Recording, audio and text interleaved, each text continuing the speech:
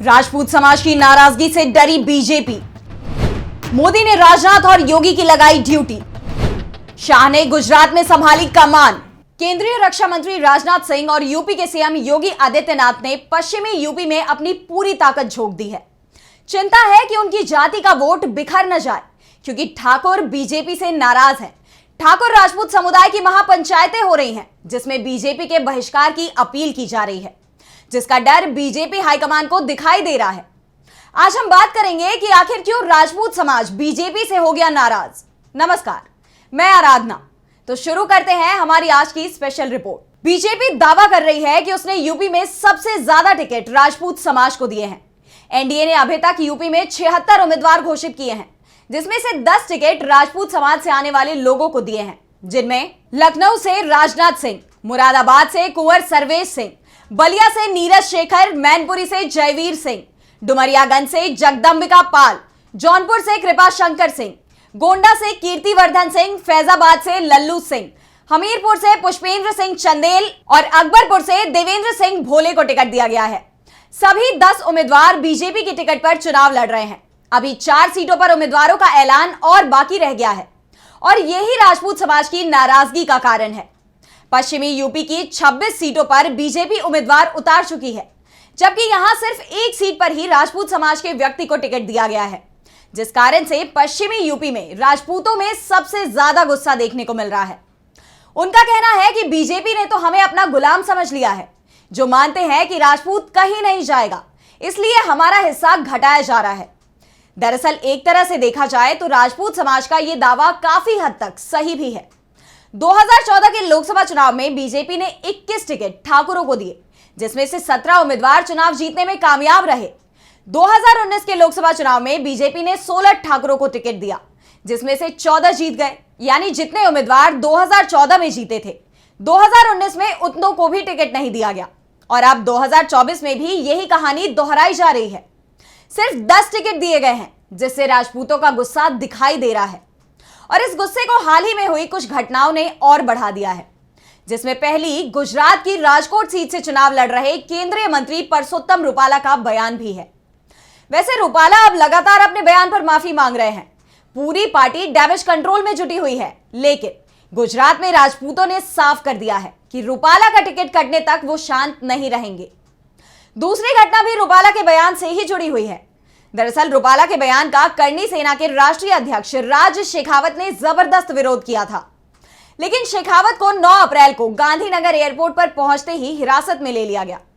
रुपाला के बयान और राज शेखावत की गिरफ्तारी के बाद गुजरात में क्षत्रिय समाज विरोध प्रदर्शन कर रहा है। तीसरी घटना जौनपुर के पूर्व सांसद धनंजय सिंह से जुड़ी हुई है। धनंजय ने लोकसभा चुनाव लड़ने का ऐलान किया था, लेकिन उनके ऐलान के कुछ ही दिनों बाद अदालत ने एक मामले में उन्हें 7 साल की सजा सुना दी, जिससे धनंजय के चुनाव लड़ने की संभावना समाप्त हो गई। राजपूत समाज इसके पीछे बीजेपी सरकार को दोषी मान रहा है। खुद धनंजय सिंह भी बीजेपी पर आरोप लगा चुके हैं कि उन्हें चुनाव से हटाने के लिए यह किया गया। वैसे बीजेपी की तरफ से पूरी कोशिश हो रही है कि अपने इस बड़े वोट बैंक को विपक्ष के पाले में जाने से रोका जाए। यूपी में राजपूतों की संख्या करीब 8% है, जो 3 दर्जन सीटों पर निर्णायक स्थिति में है। इसलिए पश्चिमी यूपी में बीजेपी की तरफ से राजनाथ सिंह और योगी आदित्यनाथ की ड्यूटी लगा दी गई है। वो लगातार यहां रैलियां कर रहे हैं। राजनाथ सिंह ने पश्चिम में संभल, बुलंदशहर और सहारनपुर में रैली की। सहारनपुर में उन्होंने कहा, अफवाह फैलाई जा रही है कि बीजेपी से राजपूत नाराज हैं। राजपूत समाज हमारा है, हम उसे बना लेंगे। साफ है, राजनाथ सिंह ने यह बात मंच से ही स्वीकार कर ली कि राजपूत समाज बीजेपी से नाराज है। राजपूतों की नाराजगी का एहसास योगी को तो अपनी सभा में ही हो गया, जब मुजफ्फरनगर के बीजेपी उम्मीदवार संजीव बालियान के प्रचार में वो रारधना पहुंचे थे।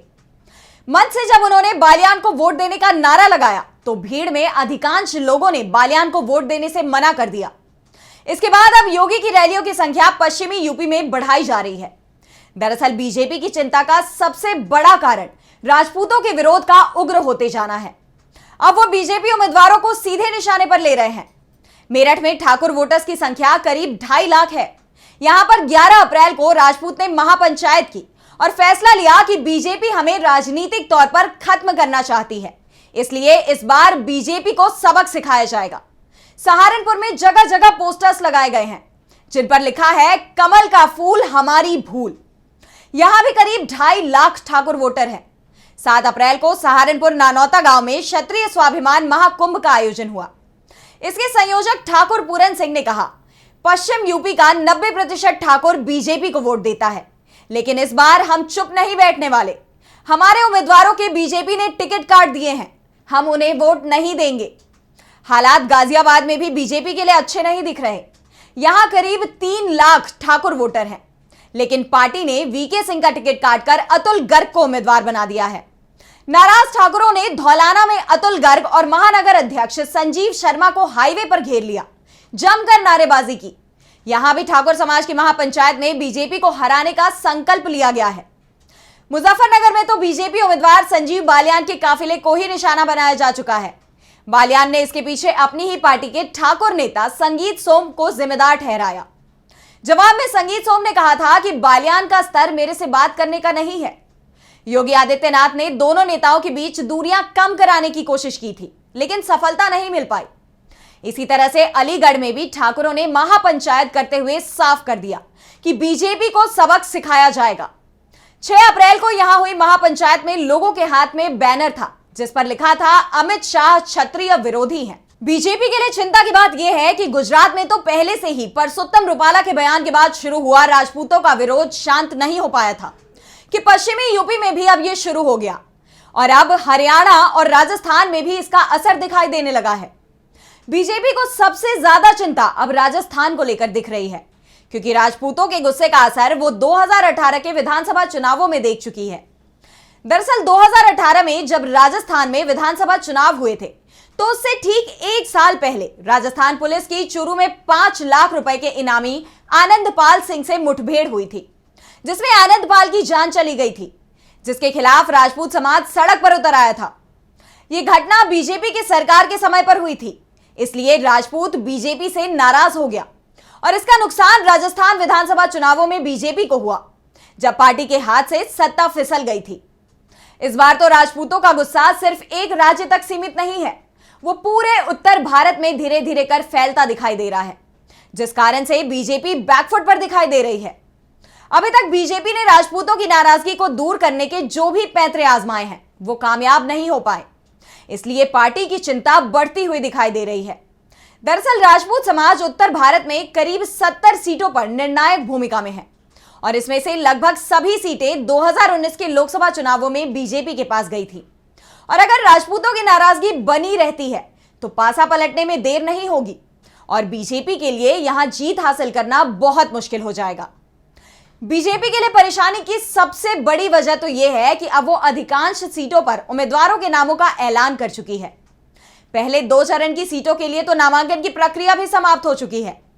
ऐसे में अब उम्मीदवार भी नहीं बदले जा सकते और अब अगर टिकट बदले गए तो जिस समाज के उम्मीदवार का टिकट कटेगा, उसके नाराज होने की संभावना बढ़ जाएगी। ऐसे में बीजेपी के लिए चिंता इस बात की है कि नुकसान को किस तरह से कम किया जा सके, जिसमें अभी तक उसे सफलता मिलती नहीं दिखाई दे रही। तो आज की हमारी स्पेशल रिपोर्ट में बस इतना ही। अगर आपको ये रिपोर्ट पसंद आई तो वीडियो को लाइक करना ना भूलें और चैनल को सब्सक्राइब कर लें। नमस्कार।